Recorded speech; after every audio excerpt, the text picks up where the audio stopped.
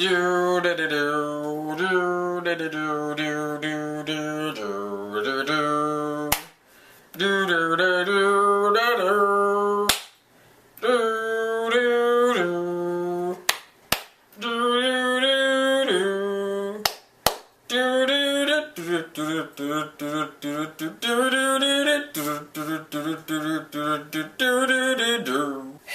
everyone, this is the Insane Game for here.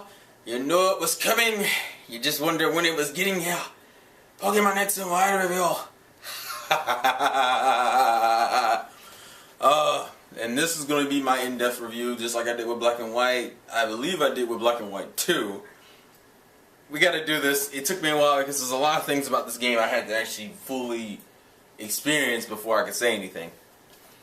So, let's begin with my initial impressions and general thoughts for those who don't want to stick around for a long time and listen to every little thing I had to say. Short version in terms of the review goes, great fucking game. You should buy it. If you're a Pokemon fan, you should buy it. And this is bar none the easiest Pokemon game to get into. No shit. If I was recommending this to a beginner, let's say you're watching this and you've never played a Pokemon game before, this is the game to get. Do not get Red. Don't get Gen 1. Don't get Gen 2. Don't get Gen 3. Actually, definitely don't get Gen 3 or Gen 4.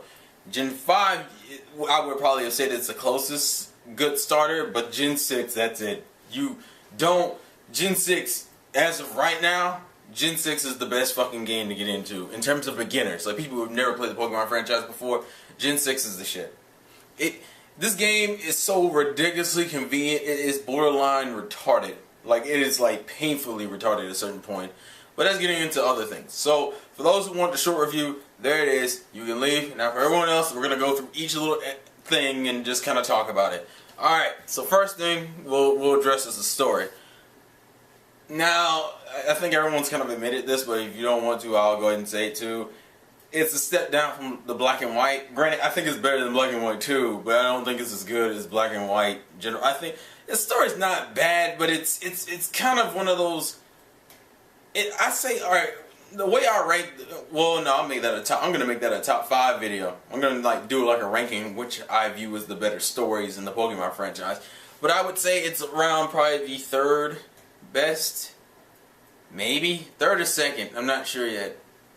I haven't really decided yet, but I would say it's either the 3rd or 2nd best story we've had. And the only thing that makes it really weak is the fact that the whole Team Flare stuff, at a certain point, it's like Team Flare themselves aren't a big issue, but the boss of Team Flare and what happens, the shit changes so quickly. It's like one of those jump scares. It's like, what the fuck, now we're in this situation, and you're like, wait a minute, when did this, like, it kind of comes out of nowhere, and you're kind of just like, what the fuck, so there's no build up to it. That's the only thing that really sucks about the Team Flare stuff in this game. It's not that it's bad in itself, it's that it could have been, you had Black and White that was inherently hinting at shit throughout the game. So why is it when I get to X and Y, it's like you give me a plot line that was actually pretty fucking good, but you don't really start talking about it until it happens. And then I'm like, well, I enjoyed it for when it happened, but I could have enjoyed it a lot more if you had brought it up more during the game. It's like, give me a cutscene regarding, I mean, it's not like we don't get a few cutscenes. And also there's like this really weird anomaly that just kind of comes out of fucking nowhere at a certain point in the game and really isn't even addressed until the shit hits the fan, and then again and when it ends. And I'm like, well, that was like, there's too, it's like they the best way to describe it is it's like riding a bike and then hitting this big ass hill all of a sudden. Like, you've been riding your bike really comfortably for like a mile or a mile and a half, and then like within those last like mile or half a mile, you hit this big ass hill and it just kind of goes up and down, and then you're just back on your little chilled out ride again, and you're kind of just sitting there going, that was random as shit. Like, it's one of those things. And as I said, it's not horrible by any means. It's just it's such a just a ridiculous like switch that you can't really enjoy it because it wasn't really built up at all. Now I guess I should get into the rivals. I probably would still say these are probably my second favorite. I want to say second. Yeah, probably second. The only thing, because that's to me, I said Cher and Bianca were my favorite rivals. These are second favorite, and not all of them, just certain ones. I think only I think actually the two females are the only. Well, female if you're playing as a guy. Shauna and your rival are like the two best, or like the second best in terms of rivals. Tierno and Trevor are just kind of there. That's the best way to describe them. And let me explain why I believe Shauna and your rival character. For me, it's Serena. For you guys, for the girls, it would be Caleb. Shauna's like Bianca, but not the same way. See, Bianca went through the whole process of trying to figure out what she wanted to do. Shauna kind of has a similar mindset, but it's not really her figuring out what she wants to do. She knows what she wants to do. She wants to have fun on a journey with friends. So she does that. That's why a lot of the random side missions you end up doing are with Shauna. Because Shauna doesn't really have a goal, and she knows she doesn't have a goal. Right now, her goal is just to have fun. That's why we'll do things like look for a fufaro in the mansion, or do the ghost story thing, or watch fireworks together. By the way, if you were playing as a guy, was it just me? But I felt like fucking Shauna and your main character had like a flirting thing going on. Like I feel like I wonder how the scene probably works the same way if you're a girl. But I think as a guy, you get major vibes that Shauna has a thing for you. That's just me. Now, the reason why I like the rival trainer, and this one's a little bit more ambiguous, is that you can actually see your rival, for me it would be Serena, go through this period of kind of being a casual, friendly rivalry to it being turned into a serious rivalry. Like, by the beginning of the game, she's pretty casual with it. She's kind of like, well, she doesn't even do what Charon does. She kind of like challenge, like, you know how like in the older games, you would beat a gym and usually your rival had already beat it first? Well, with her, she was kind of just following the rules of being a rival. It was like, oh look, next gym I'm gonna fight you, and then she would just kind of casually like leave afterwards. Like it wasn't even she was way too chilled out and relaxed with you. It was like, hey, good luck on your match,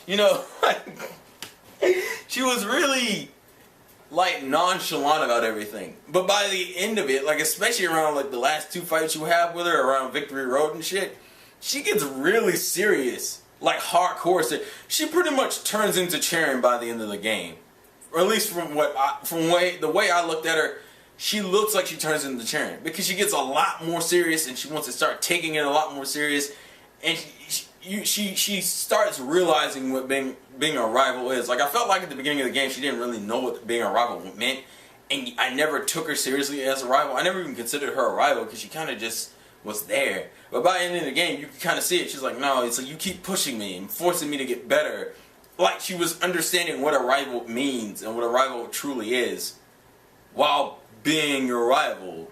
And that's why I liked her. And Trevor and Tierno aren't bad by their own means. It's just that Tierno is one of those characters who, I think you only fight Tierno like once or twice. Same thing with Trevor. They're kind of just there for the fuck of it. I do like they kind of had that whole sense of friendship probably a lot better than Bianca and Charon did with you. It's like Bianca and Charon were supposed to be friends since you were little, but I found the whole sense of friendship a lot stronger in this game than I did in that game. But Charon and Bianca had such interesting personalities that kind of made up for it, whereas here, this isn't bad by any means. I don't mind this idea. It's just that you shouldn't have picked like 5 characters to do this with. I think 2 characters would have been fine because Tierno and Trevor are kind of just chilling in the background, and half the time they're both get together, so you don't want to view them as singular characters. I mean, their personalities in general. Tierno, I don't even know what the fuck he does. He just kind of goes around. Trevor at least has the whole assess with the Pokédex thing. And granted, I think they're both kind of uninteresting because Shauna appeals to the fun that you as a player would have while playing the game, and Serena or Caleb appeal to your whole sense of adventure and actually doing the training and the battling and whatnot. Tierno is all about... Tierno doesn't really have a purpose to me. He's just there. Trevor is all about completing the Pokédex, which for most people is like one of the least interesting things about the game. So Trevor's appeal is shot before it even starts up, and Tierno doesn't really have any appeal to begin with because he has no purpose, honestly. He's just fucking right. It's funny. To me, he's like a representative of the contest trainer, which is really bad in a game that has no contest in it. So it's like, what the fuck was the point? That's literally what Tierno amounts to me. But overall, I think Shauna and Serena, or your rival, whatever, good characters. I mean, I wouldn't put them at the level of Sharon and Bianca, but they're still pretty good characters. Tierno and Trevor. Trevor's just kind of misplaced, and Tierno is just fucking worthless to me. No. So in regards to the story, that's my opinions. I think it's probably the third best, if not the second best of the Pokemon stories. But once again, I'll get into which ones are my favorites and which ones are my least favorites as I make that top 5, which will, well, not even just top, just order them like my favorites from least favorite to favorite in like another video. Alright, so next thing I would probably say would be the battle system, which really hasn't changed. They decided not to add anything. The only thing that we have that are different for this game would be the Mega Evolutions and the Fairy type, and just the mechanics of the game in general. First thing, and I'm going to go ahead and get this out the way because to me the worst thing about the game is it kills me because it is really glaring for this particular game. Considering how streamlined the game is, it is fucking ridiculous that the infuriation when the HMs are still here. The one thing I really, and this I'll say it's right, this is the one thing I really hope they change, is making HMs more streamlined. Because to me, this game kind of bumps the HM difficulty back up to around Gen 1 or maybe Gen 2 standards of HMs, which to me is a good balance, but the problem is that there's still fucking HMs and half of them are still useless, or half of them you still don't want to use. To me, I felt like with the HM system, for it not to be literally the only thing in the game that's not streamlined, I'm like, dude, you could have literally just made a new slot for Pokemon called, like, real life or, like, real uses moves. Like moves like fucking, cut, surf, HMs in general, have them have their own section and not take up a move slot in your Pokemon, because then you can't really enjoy the secrets because you end up having to play the game a second time to go back and see all the secrets. And I guess that's for the sake of replayability, but you made everything else so fucking streamlined. I would think you would want to make, I don't know, one of the most unstreamlined things in the game, HMs, fucking streamlined. You even made TM streamlined, so it was weird. It's like you knew the only advantage HMs had over TMs was the fact that they were unlimited. And then you made TMs unlimited in Gen 5, so I was like, so you're just gonna leave the HMs as is? Yeah. At least make them not permanent. To me, if the least work you want to do on the damn thing, at least make them not permanent, or if they're permanent, just have them be in a new section called real life moves. So they're not taking up an extra slot during the game. Because that kind of hurts the gameplay in a sense. I'm just saying in the sake of streamlining. But that's just me. Okay, next thing, we have our ways of getting around. We naturally run now, which is fucking... Well, no we don't. We have our... No, yes we do. Do we? Yeah, we naturally run now. It's been... Most people use the fucking roller skates and the bike, so you really forget if you can run or not.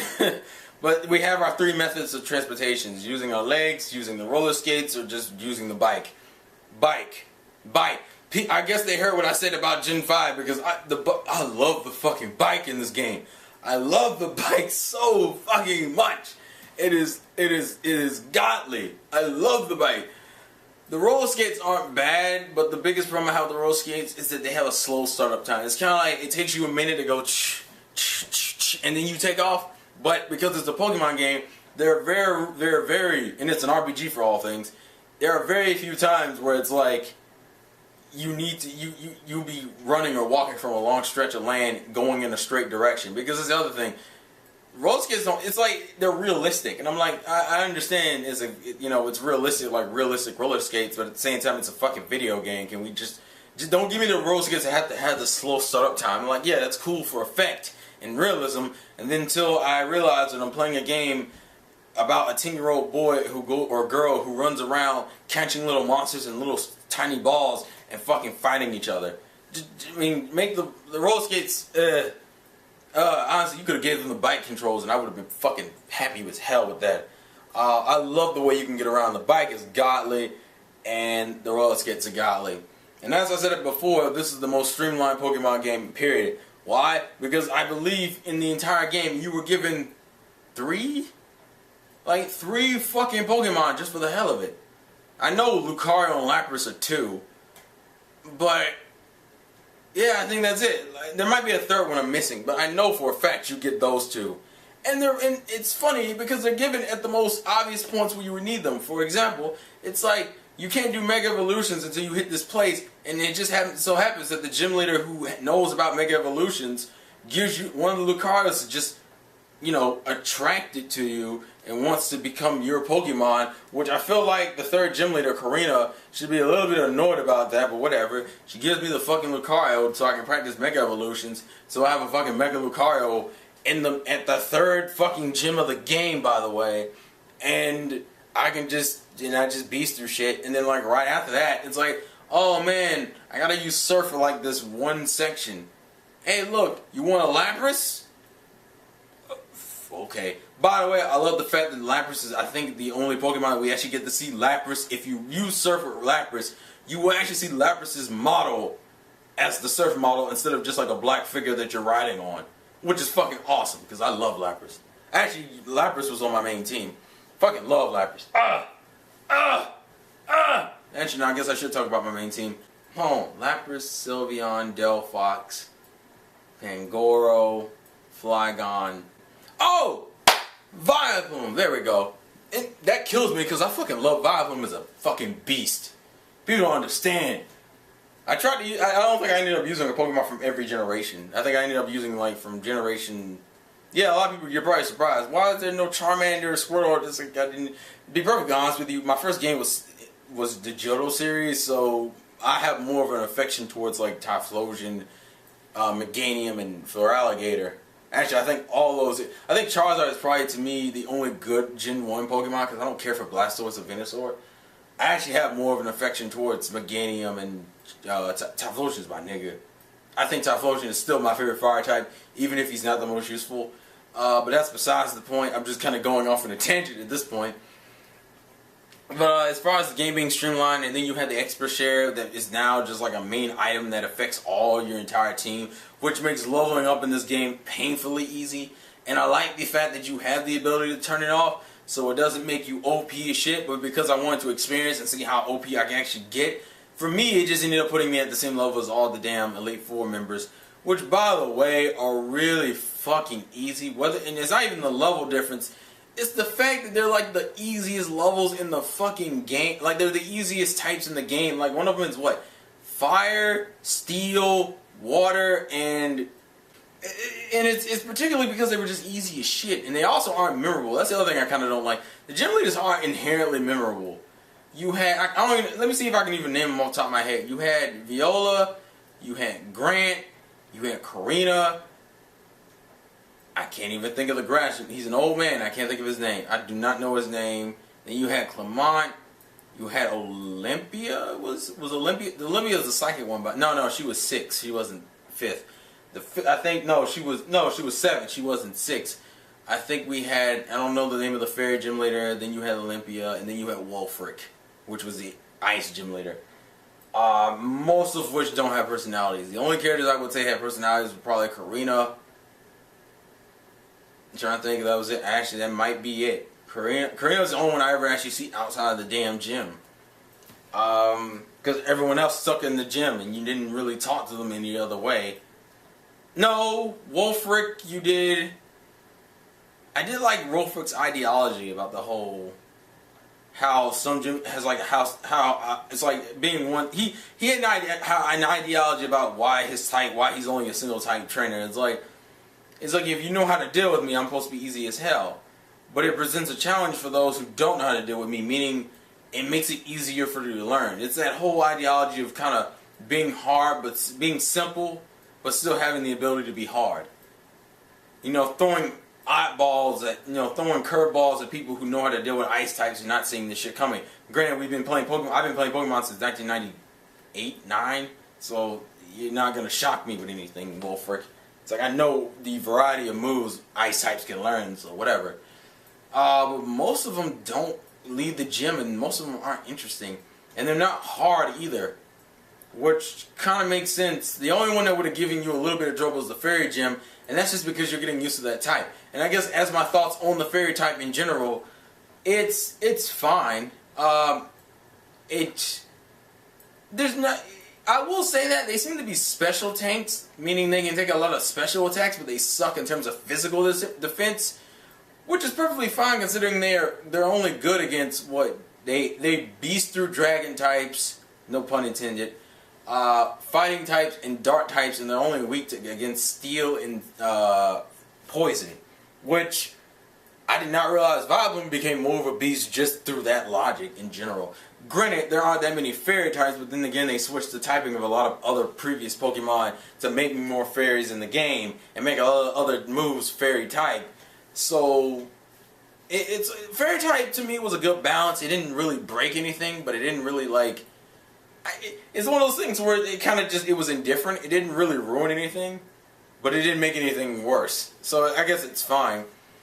The game is streamlined as shit, which a lot of people may make the argument is too fucking easy. I love the multiplayer on that fucking thing. I love the fact that I can just tap somebody, ask them to battle any way I want to. You have game chat, which is awesome as shit. You can use in battle if you want to, which I fucking love. And that shit works beautifully. The only thing I haven't really tried is like the global global trading system. I haven't really traded. But for the multiplayer option and the stuff on the bottom screen is awesome. The Pokemon in me is fine. I don't really see a problem with it. It's kind of cute depending on the Pokemon. Like I have a bias. I think I did it a lot with like Braixen and Sylveon. For Sylveon it was kind of obvious reasons. Eevee, I guess I should say it was obvious reasons, whereas Sylveon I still kind of did it. Flygon I did it with. Like I had the game was fun. Like I don't have any problems with Pokemon in me. It didn't really ruin anything, and it was pretty chill. The super training is actually pretty cool once you figure out how the mini games work, which don't have that much of a learning curve to them anyway. They're pretty streamlined once you figure it out, and it makes Eevee training a lot more fun than just going, well, let me go on Cerebi and see which Pokemon I have to use to attack. I have to attack to get a certain boost and a certain stat, which was bullshit, because that was so hard to calculate because you had to do everything on your own. Once again, this game is streamlined as shit. Granted, I'm just now doing the EV training for my secondary team that will be my EV team, so you know, I'm still kind of messing with that, but that was pretty fun. The battles are fast-paced. Nothing in here was a chore to do. That's the best way to describe it. There's nothing in the game that's annoying. The only thing that's annoying is the HM stuff. Which is, as I said, the only biggest problem with the franchise in general. They need to fix the HM stuff. Make it a lot more streamlined. Because that's the only thing that isn't streamlined. The Mega Evolutions can be pretty broken.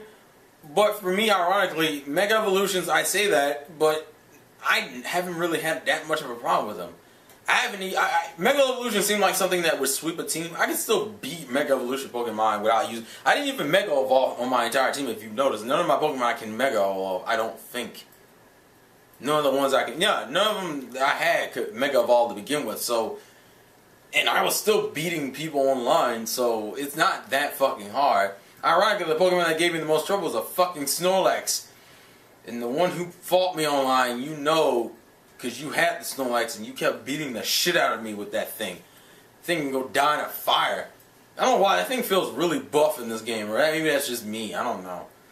I know they made some other metagame changes, but a lot of it you won't notice in the main story, which is why I'm not bringing it up right now.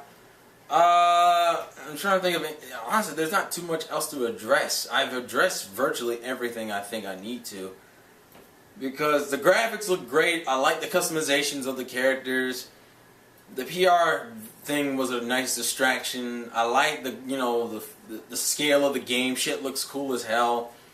I do wish that every trainer got their own personalized animation and not just like Team Flare grunts and fucking your rivals.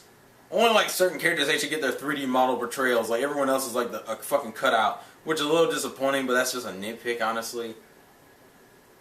I can't really think of anything else to address. There's nothing really else to say about the game. Nothing. It's easy as shit. I think that's the only problem people might have. That it's really fucking easy. Like it is painfully easy. If you ever want a Pokemon game to get you at level 100 quick, you will probably be in your 70s by the time you beat the game. And that's ridiculous considering most people are only in their 40s or 50s or 60s at the very least. When you beat the game, you're in like your fucking 70s, and so I've heard people be in their 80s or 90s when they beat the game. And that's if you just go through it straight. This is one of those games you can literally just go through straight and beat. You don't even need to do any really out-of-your-way training. If you just fight every Pokemon along the way without using too many max repels, you'll be fucking fine. It's retarded. I will say there's only one thing I thought was fucking annoying. Or not really annoying, but just kind of weird. There's a huge fucking gap in between the first and second gym. Like, I think it went from like level 10 to like fucking level 25 or something from Viola and Grant, and I was just sitting there going, why is it this big? Like, I was sitting there riding around, I'm like, I'm still not at the second gym yet. What the fuck? What the hell? In terms of that shit was just weird to me. It's kind of annoying just because it's the first and second gym. I didn't really mind it as much because you got a lot of the shit in between those gyms anyway. It just felt really jarring when you go back and look at it. It's like, wow, there's a big ass gap between the first and second gym. I love the variety in Pokemon. I guess the next thing to address would be like the caves and dungeons and the whole that you can ride Pokemon thing. The riding Pokemon I felt like could have been quicker, but then again, considering the Pokemon you were riding, it made sense why they were slow. Like it was what, a Rhyhorn and a Abomasnow? Is that it? I think so. An Abomasnow and like a Rhyhorn and a Skiddo. And you know, most of those seem like Pokemon that would take a while to do shit. It's just kind of jarring because they're so fucking slow. It's kind of one of those complaints that I understand why it just kind of felt slow. Maybe give me a faster Pokemon in the next section. Like, give me a fucking Arcanine to ride. Or a Rapidash. That should be cool as hell. Something fast. And give me these, like, really... It'd be interesting to see speed dungeons, pretty much. Just to see how it would work. In terms of the dungeons in the game, how they did them in different ways. Like, the Glittering Cave is just like a fucking... It's a dungeon in a 3D perspective where you're running around in the dark and just taking turns where you need to. It's still pretty streamlined, but it can still turn into a maze, which made it interesting. I also like the fact that it changes camera angles in certain sections. Like when you're looking for Furfuro, it goes into the top-down view, which is very nostalgic of like pretty much the 2D games. Technically, it's nostalgic from a game we had like last year, but it's nostalgia for old fans because it's like, damn, we're probably not. This is not a thing anymore. Also, speaking of that, I feel like there's a lot of nostalgic Gen 1 references. Just getting a starter Pokemon that's oh, that's the other thing. That's what I meant by the 3 Pokemon you're giving. You're giving like you're giving a Gen 1 starter. So it's like, oh look, it's nostalgic of the first games. There's a Snorlax laying in the middle of the road. Oh look, it's nostalgic of the first game. What else was fucking really nostalgic? Honestly, the Team Flare villains probably feel the most Team Rocket-ish to me. Not totally sure, but not like in a parody, not really in a like redundant way, but more in a parody way. Like, except Team Flare is actually as goofy as we viewed Team Rocket to be back then, which is why you don't really mind it as much. I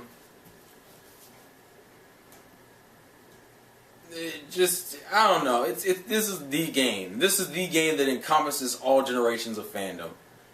I can't really see anyone hating this game. I can see you not liking it as much as everybody else, but I can't see you hating the game.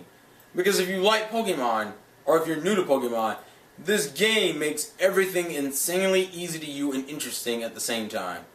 So, honestly, this is probably the Pokemon game, if I had, as I said before, I would recommend to anybody. Because anybody can play this thing. I've heard people make fucking comments about how they're like little sisters and younger family members could never beat a Pokemon game. And then you give them this game, and she can beat this game in like so easy. You know why? Because this game is streamlined as fuck. It makes things easy as hell for you to do, and you still get the new adventure, new experience mindset because you're in a new region and you're still running into new Pokemon. And I guess the only other thing I can address is probably the whole fact that there aren't that many new Pokemon. I don't really fucking mind. I actually think they should just stop doing the new Pokemon for the next game and try to expand onto the story and region this time.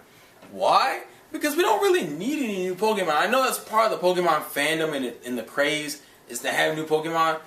But I think Pokemon games at this point can stand without new Pokemon. Just give us more variety and maybe change the meta game up differently. The only problem is you kind of lose some of your appeal because it's like every time a new Pokemon game comes out, you have your 3 new starters, you have your 3 new you have the whole theme of the region, the theme of the story. But I would like to see them just try a new Pokemon game without doing the whole new Pokemon, just to see how it would go. It can still have new Pokemon. You can even feature a new, like a different Pokemon instead of a new Pokemon this time. And I understand that's going against tradition, but I would like to see them change up and do something different. Like you're in the third dimension.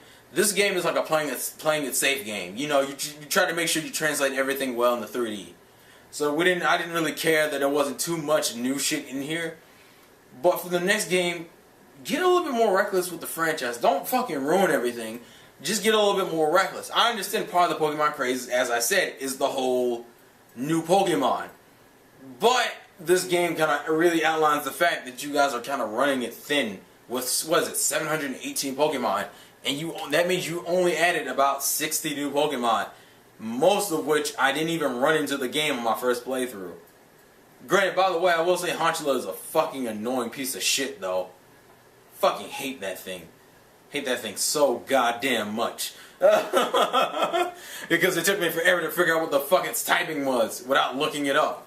It's like, what was this? Hit it with a fucking electrical attack. That works. But I couldn't hit it with a fucking dark move. Or I couldn't hit it with a goddamn rock move. Yeah, I couldn't hit it with a rock move. And I'm like, why is this working? Oh, it's flying fighting. Fuck! Seriously. But, anyways, leave your thoughts and comments in the comment section below. That's essentially my review for X and Y. What do you guys think? Do you agree, disagree? Let me know in the comment section below. Life's a game. Play to win. Are you catching them all? You better be, because it's the easiest game to do that. And I will see you all later. Peace. Oh, Pokemon got to catch 'em all.